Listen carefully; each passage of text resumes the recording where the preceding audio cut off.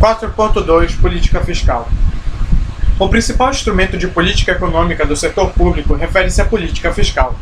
Esta, por sua vez, consiste na elaboração e organização do orçamento do governo, o qual demonstra as fontes de arrecadação e gastos públicos a serem efetuados em um determinado período, exercício. A política fiscal visa atingir a atividade econômica e, assim, alcançar dois objetivos interrelacionados, a saber, estimular a produção, ou seja, crescimento econômico e combater, se for o caso, a elevada taxa de desemprego, e o financiamento do déficit do setor público, também é um fator de preocupação da política fiscal. O governo pode alterar o volume das receitas e gastos públicos através dos instrumentos fiscais. Estes instrumentos são impostos, receita. Os impostos devem ser classificados em duas categorias. Impostos diretos, incidem diretamente sobre a renda das unidades familiares e de empresas, IRPF, Imposto de Renda de Pessoa Física, e IRPJ, Imposto de Renda da Pessoa Jurídica. Impostos indiretos são tributos que oneram as transações intermediárias e finais, são incorporadas ao processo produtivo e, portanto, incidem indiretamente sobre o contribuinte, consumidor. Exemplo, ICMS, ISS, COFINS, PIS. Despesas do governo, gastos. As despesas do governo podem ser divididas em consumo, gastos com salários, administração pública, funcionalismo civil e militar, transferências, benefícios pagos pelos institutos de previdência social sob a forma de aposentadorias, salário escola, FGTS, Fundo de Garantia do Tempo e do Serviço, subsídios. Tempo de serviço. Subsídios são pagamentos feitos pelo governo a algumas empresas públicas ou privadas. Investimentos. Gasto com aquisição de novas máquinas, equipamentos, construção de estradas, pontes, infraestrutura. Orçamento do governo. O resultado das operações de receita menos os gastos do setor público representa o orçamento do governo. Este saldo pode ser classificado em três esferas.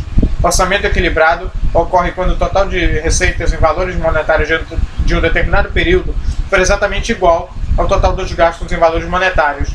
Orçamento superavitário. As receitas superam os gastos em valores monetários em um determinado exercício do governo. Orçamento deficitário. As receitas são inferiores aos gastos. Quando o Tesouro Nacional, responsável pelas contas do setor público, registra um caso de déficit, o governo deve determinar como será o financiamento ou o pagamento desse excesso de gastos. Entretanto, o resultado do setor público pode ser dividido em duas contas: superávit, déficit primário ou fiscal. É o saldo positivo, negativo, alcançado quando a receita do governo federal e estadual é superior e inferior aos seus gastos.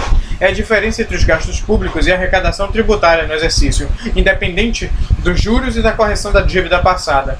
Déficit operacional, necessidade de financiamento do setor público.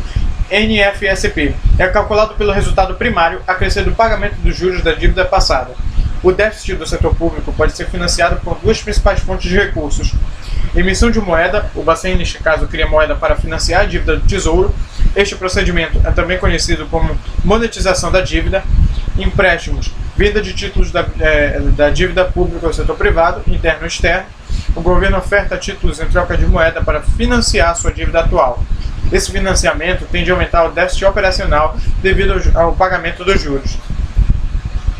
O atual governo, FHC, esse aqui é de 94, acredito, apresenta uma dívida pública no seu conceito operacional, crescente porque busca sistematicamente o financiamento do déficit via empréstimos.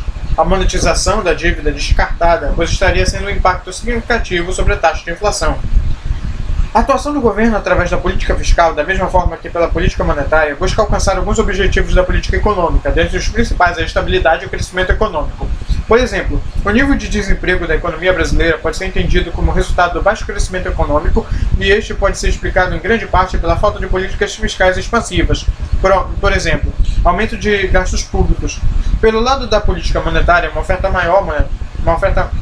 uma maior oferta monetária para redução de gastos de taxa de juros poderia estimular o investimento privado, gerando desta forma novos empregos. Entende-se como monetização da dívida o resgate de títulos públicos, dívida do governo, através da compra destes, utilizando-se nova moeda criada no sistema. O governo emite moeda e, através dela, salda sua dívida.